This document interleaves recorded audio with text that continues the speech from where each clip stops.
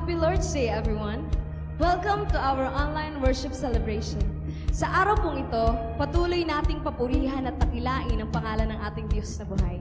For every nation and every tribe belongs to Him.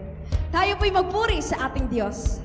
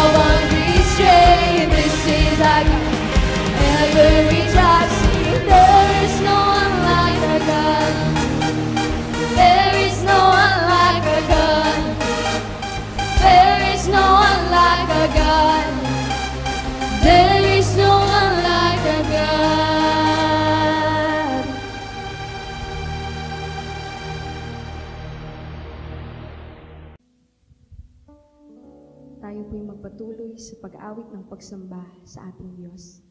And as we sing, let's remember the goodness of our God in our life. For He is good all the time, and all the time, He is and will always be good to us.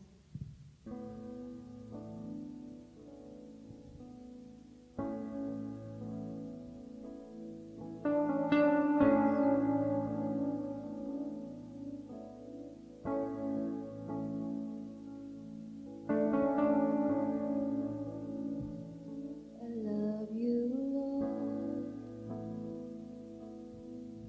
for your mercy never fails me. All my days I've been held in your hand. From the moment that I wake up until I lay my head, I've been singing of the goodness of God. All my life you have been faithful, and all my life you have been so good. With every breath that I am able, I've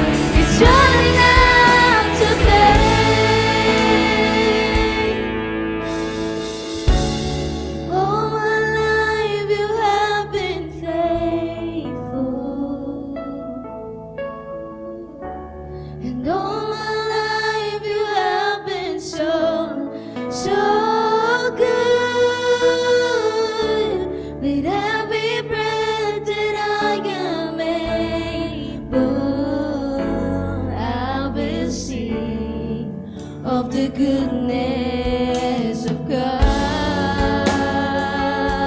I will sing of the goodness of God. I will sing of the goodness of God.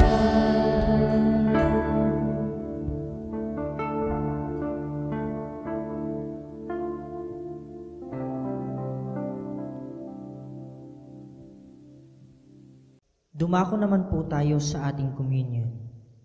Matthew 26 verses 26 to 28 says, "While they were eating, Jesus took bread, and when he had given thanks, he broke it and gave it to his disciples, saying, 'Take and eat, this is my body.' Then he took a cup, and when he had given thanks, he gave it to them, saying, 'Drink from it. This is my blood of the covenant, which is poured out for many for the forgiveness of sins." Manalangin po tayo. Panginoong Diyos, sa pagtanggap po namin ng tinapay at sarong ito, na sumisimbolo ng iyong katawan at dugo, muli po kaming humaharap sa iyo at humihingi ng tawad sa aming mga kasalanan. Linisin mo kami at bigyan ng panibagong buhay. Nawa ay maging sariwa palagi sa aming puso at isipan ang pagliligtas na ginawa mo at ang pag-alay mo ng iyong buhay para sa amin. Ito po ang aming dalangin sa pangalan mo, Jesus. Amen. Kainin po natin ang tinapay at inumin ang laman ng sarong.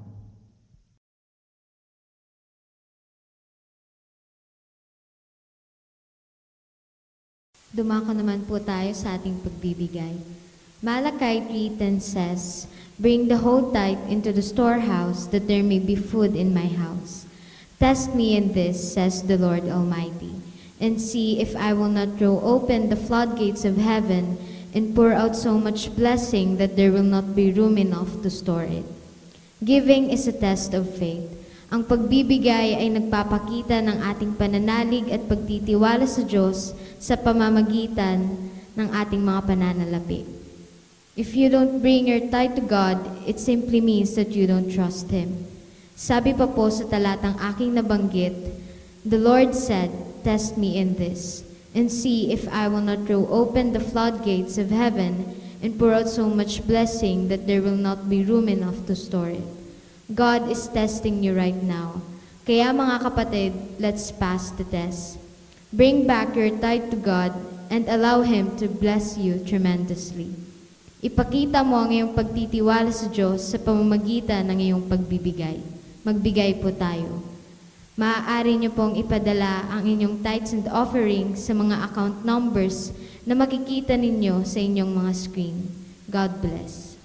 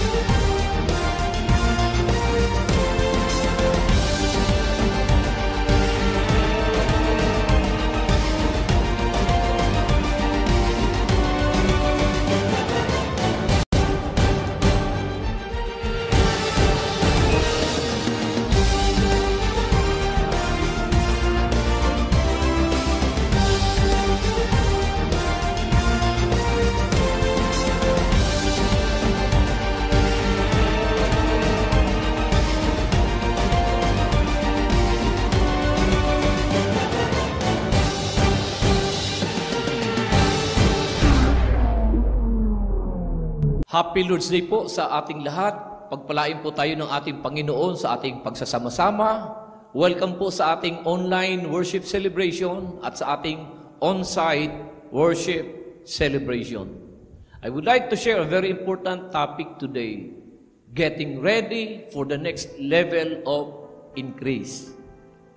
Getting ready for the next level of increase. In Genesis 1 verse 28, itong sabi, "Then God blessed them, and God said to them, Be fruitful and multiply, fill the earth and subdue it. Have dominion over the fish of the sea, over the birds of the air, and over every living thing that moves on the earth. In Isaiah 43 verse 18 to 19, itong sabi, Remember ye not the former things, neither consider the things of old. Behold, I will do a new thing, now it shall spring forth. Shall ye not know it? I will even make a way in the wilderness and rivers in the desert. Ang unang talatang aking binasa sa aklat ng Heneses ay patungkol sa fruitfulness and multiplication, pamumunga at pagpapadami. Sa aklat naman ng Isaiah 43 ay patungkol naman sa mga bago at kakaibang bagay na gagawin ng Diyos. Can you imagine? Gagawa ang Diyos ng ilog sa gitna ng disyerto at mga daan sa ilang? Ilan ba sa atin dito ang ready para sa next level ng iyong buhay?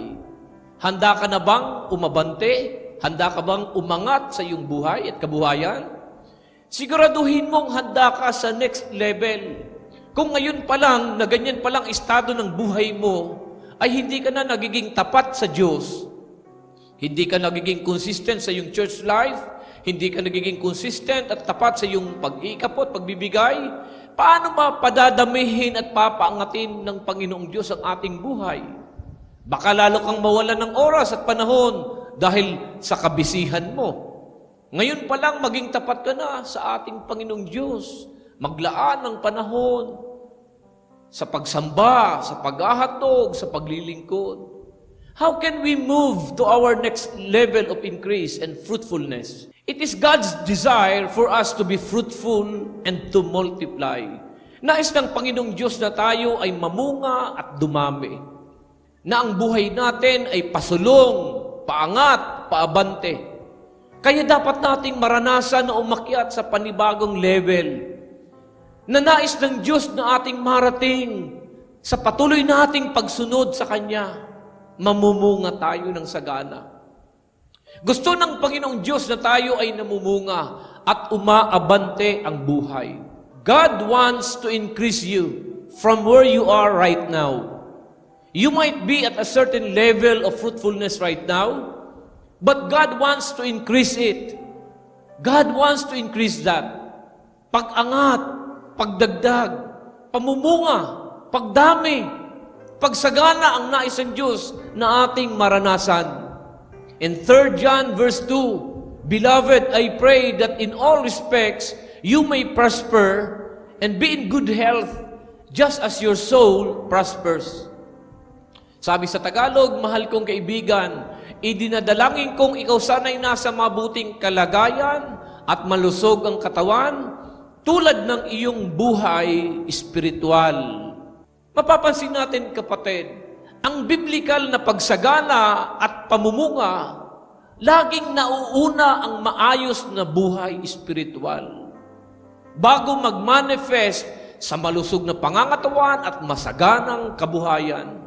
Ang ating mga espiritu at kaluluwa ay dapat naka-align, nakalinya sa kalooban ng Diyos, naka-align sa Word of God, hanggang ito ay mag-manifest sa masaganang buhay. Narito ang mga susi upang maranasan natin ang next level of increase and fruitfulness. Una, believe that increase is possible. Believe that increase is possible. Maniwala ka na ang pagsagana, ang pagdagdag, ang pamumunga ay posible. Dahil ang mga pangako ng Diyos ay totoo. Dapat kaya nating panampalatayanan na posible na mangyari ang pagsagana ng buhay. Kailangan maging positibo tayo sa bawat aspeto ng ating buhay. Ikaw at ako ay dapat maniwala na kung ang Diyos ay kasama natin, walang makapipigil sa atin na umangat at pagpalain. Increase is possible. Believe in God's promises and believe in your own abilities. Ayusin mo lang ang karakter mo sa bawat pagkakataon. Deuteronomy 1:11 says, May the Lord, the God of your fathers, increase you 1,000-fold more than you are, and bless you, just as He has promised you. Believe that increase is possible for you. Hindi ko alam kung gaano kadami ng 1,000 folds.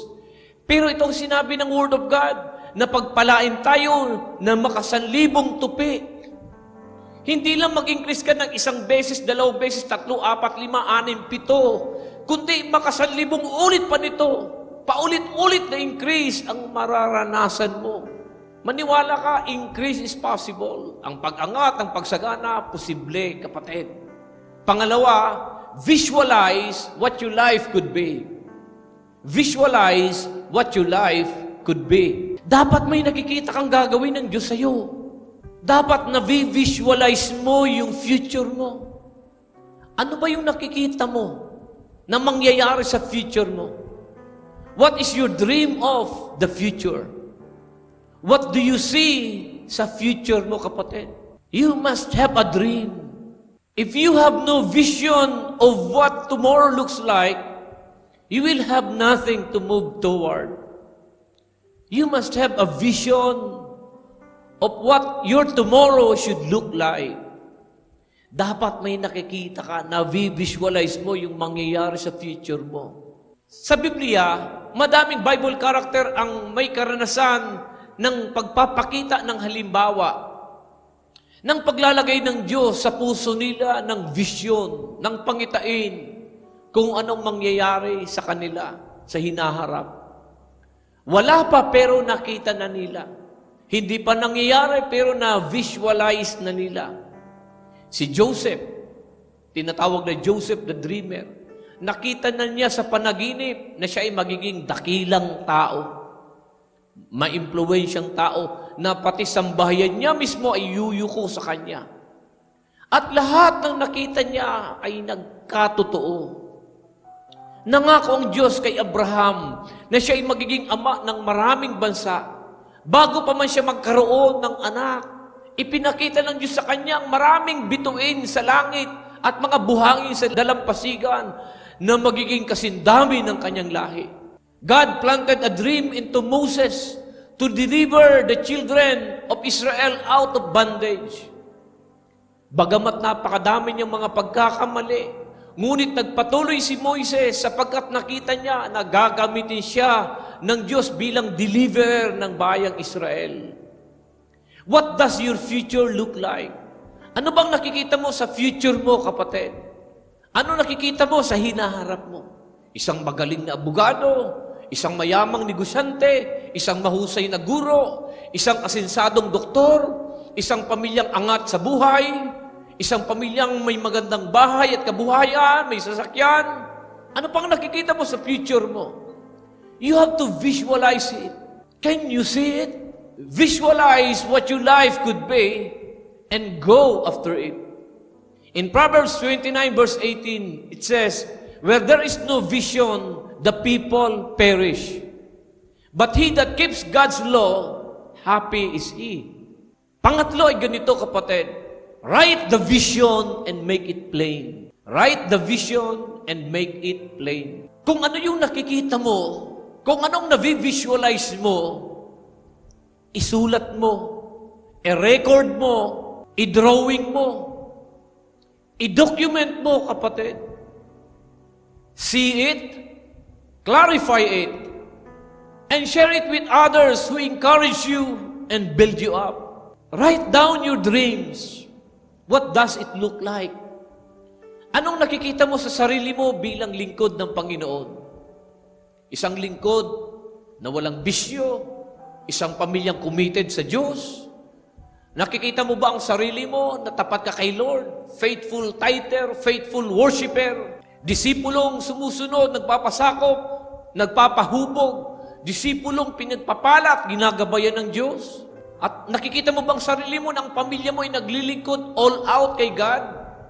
Isulat mo kung anong nakikita mo. Anong gusto mo mangyari sa buhay mo? Anong gusto mo mangyari sa pamilya mo? Inilalagay ng Diyos sa puso ng bawat anak niya yung gagawin niya. What would you like to have in your life if everything is better? What would your life in Jesus look like? What would you like to have in your life? Anong nakikita mo sa pamilya mo? Sa relasyon nyo sa loob ng sambahayan nyo? Ano nakikita mo sa trabaho mo, sa kabuhayan mo? Get a dream, envision, ponder, dream, and write it down. Isulat mo ang nakikita mo. Idokumento mo. Mga kaibigan, mga kapatid, ang simbahang ito dito sa LGGM Erosin ay produkto ng vision na pinag-uusapan natin ngayon. Wala pa ako dito sa Erosin pero nakita ko na ito. Nasa Guruyan pa lang ako nagpapastor, nakita ko na ang gawain dito sa Erosin. From Guruyan, napunta ko ng Israel. Nagpapastor ako doon sa Israel. Nakita ko na yung gagawin ng Panginoon dito sa Erosin. Kaya nga na ako'y pauwi, nagtatanong mga kapatiran natin doon sa Israel. Ano meron yung Erosin? Bakit pupunta ka doon, iiwanan mo? Ang ganda-ganda ng buhay mo dito sa ibang bansa. Ang laki-laki ng kita mo dito. Ang ganda-ganda ng trabaho mo dito. Nagpapastor ka naman dito. Ano ba meron yung Erosin? I already saw what God is about to do in Erosin. Ang sinag ng pag-asa. Wala pa yung sinag. Nakita ko na nagpapaaral tayo ng mga bata. Nagpapagamot. Nagpapakain. Ang church natin sa Munbon. Alam niyo yan mga kapatid, dati salita lang, dati deklarasyon lang. Nabanggit ko na dito sa pulpito na itong deklarasyon ito, pangyayarihin ng Panginoon. Bakit? Ipinakita na ng Diyos. Dati deklarasyon lang lahat. Narinig niyo, bibili tayo ng lote, magpapatayo tayo ng simbahan. Walang hawak na pera, walang hawak ni isang kusing. Pero nangyari, meron na tayong lote, meron na tayong satellite church doon. At mahigit 2 milyon ang ginastos natin doon, kapatid. Matatapos na. Ang lote natin dito sa kabila, imposible sa mga imposible. Alam ko, malaki ang halaga na kailangan. Pero nagdideklara lang tayo. Naalala niyo, siguro mga kapatid, nung mga panahon na naglelayhans tayo sa kabilang lote, nagdideklara tayo, Lord, mapapasa amin yan, mapapasa amin yan. Bibilhin namin yan. Nagdideklara lang tayo. Pero ipinakita na lahat ng Panginoon. Dati nakasangla, ngayon, atin na, nabili na natin. What do you see? Write it down and make it plain. Totoo ang pangako ng Diyos. Totoo ang Biblia, mga kapatid. Ilalaban mo lang ang faith mo. Lalakaran mo lang ang pananampalataya mo. Habakuk 2:2-3. And the Lord answered me and said, write the vision and make it plain upon tables, that he may run that reads it. For the vision is yet for an appointed time, but at the end it shall speak, and not lie. Though it tarry, wait for it, because it will surely come, it will not tarry. Mga kaibigan, mga kapatid, pinapangyari ng Panginoong Diyos kung anong pinapakita. What you see is what you will get. Kung anong nakita mo, mapapasayo. In the eyes of faith, ako nakikita ko, bibigyan tayo ng Panginoon bagong sasakyan. Bibigyan tayo ng Panginoon. Ngayon, deklarasyon pa lang, nagkakaroon tayo ng van. Deklarasyon pa lang. But I can already saw it in the eyes of faith. Ngayon, deklarasyon. May darating na panahon na magkakaroon ng manifestation. Isaiah 26 verse 3, Thou wilt keep him in perfect peace, whose mind is stayed on thee, because he trusts in thee. Writing the vision down clarifies it in your mind. It means you have a clear form. You have a clear conception. You move forward in the right framework. It means having a clear imagination, a right thinking mind, and a clear direction to work. Kapatid, kapag may vision ka at naisulat mo, malinaw sa iyo ang gagawin mo. Malinaw sa iyo ang direksyon ng Panginoon sa buhay mo. Malinaw sa iyo ang pinagagawa at assignment mo. Sa tuwing gabi na nakikita ni Abraham ang mga bituin sa langit, lagi niyang naaalaala ang pangako ng Diyos na siya ay magiging ama ng maraming bansa. Magsulat ka, kapatid, sa dream book mo. Pangapat, cut away the unnecessary. Cut away the unnecessary. Ano po ba ang mga dapat nating alisin? Ano po ba mga dapat nating tanggalin na hindi natin kailangan? Mga pag-aalinlangan, mga doubts and unbelief, kawalang pananalig, mga pagdududa, negativity, takot, pangamba. Anong dapat idil mo sa buhay mo, kapatid? Maling mga iniisip, maling attitude. May mga dapat tayong tanggalin, kapatid, na naghihinder sa atin na mangyari yung next level. Yung pagrereklamo, may mga dapat tayong tanggalin, mga kapatid. John 15 verse 1 to 3. Jesus said, I am the true grapevine and my Father is the gardener. He cuts off every branch of mine that doesn't produce fruit. And He prunes the branches that do bear fruit so they will produce even more. Tanungin mo nga ang Diyos kung ano bang dapat mong gupitin o i-prune sa buhay mo. Nasagabal sa pagbunga at pagdami ng bunga mo. Kapatid, masyado ka bang matampuhin? Masyado ka bang maramdamin? Balat sibuyas? Masyado ka bang self-centered? Na kunting kibot? Feeling mo, ikaw at ikaw lagi ang pinag-iinitan? Feeling mo, inaaway ka? Masyado ka lang buhay sa sarili mo, kapatid. Dapat mamatay ka na sa sarili mo. At ang Diyos na mismo ang mahayag sa buhay mo, hindi yung puro ako, nasaktan ako, na-hurt ako, na-offend ako, inistab ako. Puro na lang ako. Patayin mo na yung ako. You need to die to yourself. Si Lord naman ang madakila at mahayag sa buhay mo. Ask the Lord what needs to be pruned or dealt with in your life. Alisin ang mga sagabal, alisin ang mga nagsasabutahe ng matagal ng breakthrough na nais ng Diyos maranasan natin. May mga breakthrough na nais ang Diyos ibigay sa atin, kaya lang may mga sumasabutahe, yung mga dapat tanggalin sa buhay po natin. Yung ating self-centeredness, laging ako. There are some things that needs to be cut off. Yung ating mga sarili, ang ating pagiging self-centeredness, ang pride, ang kaliliba, karereklamo, kangurub-ngurub. Hindi ka nawawalan ng issue sa buhay. Cut them off. Ang aram mo na kasalaan, cut them off. Ang kabibisyo, ang kakokompromise, cut them off.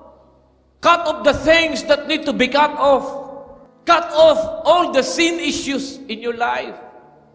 We cannot expect to move forward into greater degrees of fruitfulness if we have sin issues. Sin separates you from God. Ang kasalanan ang nagsiseparate sa atin, sa ating Panginoong Diyos. Ito ang nag-ihinder, ito ang sagabal. Kaya hindi tayo makamove forward at hindi natin marating ang next level ng ating buhay. Sin issues separate us from God. Sin will keep you from going to the next level. Kapatid, God is for you. He is not against you. He wants you to move forward. Isa pa na dapat alisin sa buhay natin, na dapat matanggal sa buhay po natin, ay yung salitang dishonor. Yung pagdi-dishonor. Pagdi-dishonor natin sa ating mga magulang. Sabi ng Bible, ang pagdi-dishonor sa magulang ay pagdi-dishonor sa Diyos. Ang pagdi-dishonor sa lingkod ng Panginoon. Sabi ng Bible, a man of God is worthy of double honor. Kung paano mo ino-honor ang magulang mo, nais ng Diyos, doble ang gawin mong honor sa lingkod ng Panginoon ay tinalaga sa iyo. Ang pagdi-dishonor sa Panginoon, sa mga ikapo at handog, kapag hindi mo ino-honor ang Diyos sa paghahandog mo, dishonor will hold you back.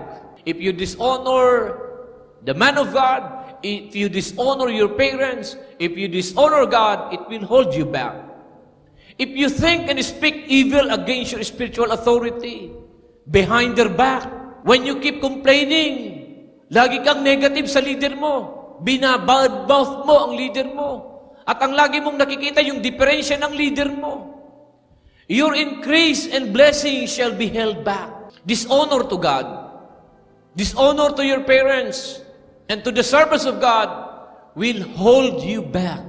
Pero may magubat ang buhay sa mga tao na nagdi-dishonor sa mga dapat nira i-honor. This hinders many people from moving to the next level. Panglima, kapatid, embrace God's discipline. Stop running from correction. Maging mabuting disipulo ka. Nagpapakorek, nagpapatuwid, nagpapahubog. Handa kang masaktan at ma-offend. Pero alam mo, ikabubuti mo ang sinasabi sa iyo. Kailangan mo lang maging seryoso. Tanggapin ang pagtutuwid ng ating Panginoon. At every point, the Lord will attempt to lovingly discipline you for your good. Discipline means to disciple. The reason He disciple us is for our good. And it is good for us. Kaya nga tinawag ka na disipulo dahil dapat handa kang padisiplina, handa kang pahubog. Meron kang pinapakinggan, meron kang sinusundan. Papatuwid, nagpapahubog. You allow somebody to speak to you, to check on you, to correct you. Some people go through life year after year without breakthrough and no growth simply because they did not embrace the discipline the Lord was trying to give them. Nakakalungkot, kaya madami ang hindi maka-breakthrough, nalilipasan ng maraming panahon dahil ayaw yakapin ang pagdidisiplina ng Panginoon.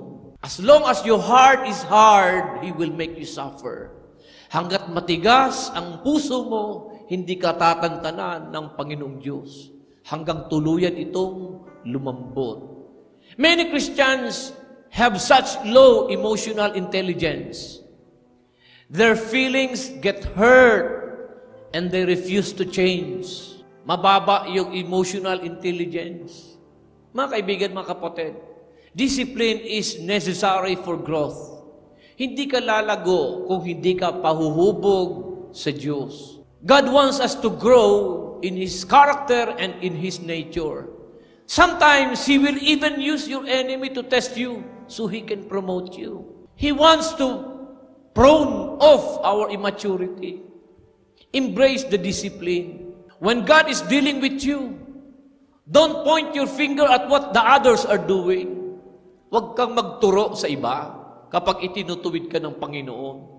Yakapin mo ang pagdidisiplina, ang pagtutuwid ng Diyos. The end result is fruitfulness and increase. Lalago ka na, magiging fruitful at magmumultiply ka pa. Hebrews 12 verse 11 says, all discipline from the moment seems not to be joyful, but sorrowful. Yet to those who have been trained by it, afterwards, it yields the peaceful fruit of righteousness. Pang-anim, kapatid, sow into your future. Sow into your future. Sow the Word of God deep in your heart. Itanim mo ang salita ng Diyos sa puso mo. Ingatan at bantayan mo ito. Sow your time and effort into your dream. Gawin mo yung bahagi mo, yung part mo. Magsipag ka, magsikap ka, do something, work hard for it. Magpakahusay ka. Aralin ang dapat mong aralin. Keep learning, keep growing. I-master mo ang skills na kailangan mong i-master. Sow your time, sow your energy para sa future mo. Sow your tithes and offerings. Sow seeds for a specific purpose. Name your seed. Every seed has an assignment. Para saan ba ang butong itinatanim mo? Your seed will produce its own kind. Ikaw buto, magiging okra ka. Ikaw buto, magiging talong ka. Put assignment to your seed. Sow seeds for your future. Ikaw buto na aking itinatanim, ito'y para sa future ng mga anak ko. Itong butong aking itinatanim para sa breakthrough ng kabuhayan ko. Para sa pag-angat ng pamilya ko. Kapatid, aanihin mo kung ano ang itinatanim mo. Hindi mo maiuuwi ang hindi mo tinamnan. Kapag may deklarasyon ng Word of God, taniman mo para maiuwi mo. Kahit gaano kasarap ng pagkain sa Jollibee, kahit gaano kaganda ng damit na nakita mo sa SM, bago mo maiuwi ito, may seed kang bibitawan para maiuwi mo. You will always reap what you sow. Today's seed will produce tomorrow's harvest. Sow into your future. Magtanim ka ng binhi para sa future mo. Ang binhi o butong itinatanim mo ngayon, Ito'y aanihin mo sa darating na panahon. Nagtatanim ka ng pagsisikap at pagpupursige sa pag-aaral mo. Ang effort mo, ang energy mo, ang oras at lakas mo, ang panahong inilalaan mo sa pag-aaral mo. Aanihin mo ito sa graduation mo, kapatid. Magtanim ka ng buto para sa future mo. Panghuli, expect something new. Expect something new. Umasa ka ng mga bagong bagay na gagawin ng Panginoon. God is moving you into a new season. Hindi lahat ng season puro hirap at sakripisyo. May season ng pag-aani. May season ng pagtawa. Tanging yung mga nagtanim ng may pagluha ang paaanihin ng may galak. There is a season of challenges. There is a season of heartaches. A season of warfare. There is a season of breaking. A season of hurt. Pero may season of celebration. Merong payback season. Merong harvest season. May panahon na ilalaban mo ang faith mo. May panahon na paninindigan mo ang pinaniniwalaan mo. May panahong lalakaran mo ang deklarasyon mo. May season na may mga tatanggalin ka na mga bagay na hadlang sa pagpapala mo. May season ng mga pagtutuwid, paghuhubog. May season ng mga breaking sa buhay po natin. Pero may mga season ng mga breakthroughs na mangyayari. May season ng pag-aani, pag-level up, pagtanggap ng increase sa buhay. Malapit na, papasok ka na sa season mo, kapatid. What are the keys for your next level of increase? Believe that increase is possible. Kapatid, ang pagsagana, ang pagdagdag, pagdami, pagpapala, posible sa buhay mo, posible sa pamilya mo. Increase is possible to you and your family. Visualize what your life could be. Dapat nakikita mo yung gagawin ng Diyos sa iyo. And write the vision and make it plain. Isulat mo yung nais mong mangyari sa buhay mo. Yung nakikita mo ang gagawin ng Panginoon, isulat mo, i-record mo. And cut away unnecessary things. Yung mga hadlang, cut away every hindrance. Yung mga sumasabotahin ng blessing natin, putulin natin, tanggalin natin. And embrace God's discipline. Pahubog ka. Patuwid ka. Handa kang sumunod, handa kang magpahubog. And expect something new. It's on the way. Malapit ka na sa breakthrough mo. Aakyat ka na sa next level ng buhay mo. The Lord bless you, the Lord bless you. Palapang po natin ang ating Panginoon. Taas ang ating mga kamay at ako'y nagdideklara. Ang kapayapaan ng Panginoon sumaating lahat. Ang panatag na puso, ang matiwasay na pag-iisip, ang masayang kaloob at malakas sa pangangatawan, ang pinagpalang buhay at kabuhayan ay dumali sa iyo at sa iyong sambahayan. Pakaingatan ka ng Diyos sa isang buong linggong darating at ang kapayapaan niya maghari sa atin. Tanggapin natin lahat ito sa pangalan ng Ama, ng Anak, at ng Espiritu Santo. Lahat ay magsabi ng Amen. God bless you. God bless you.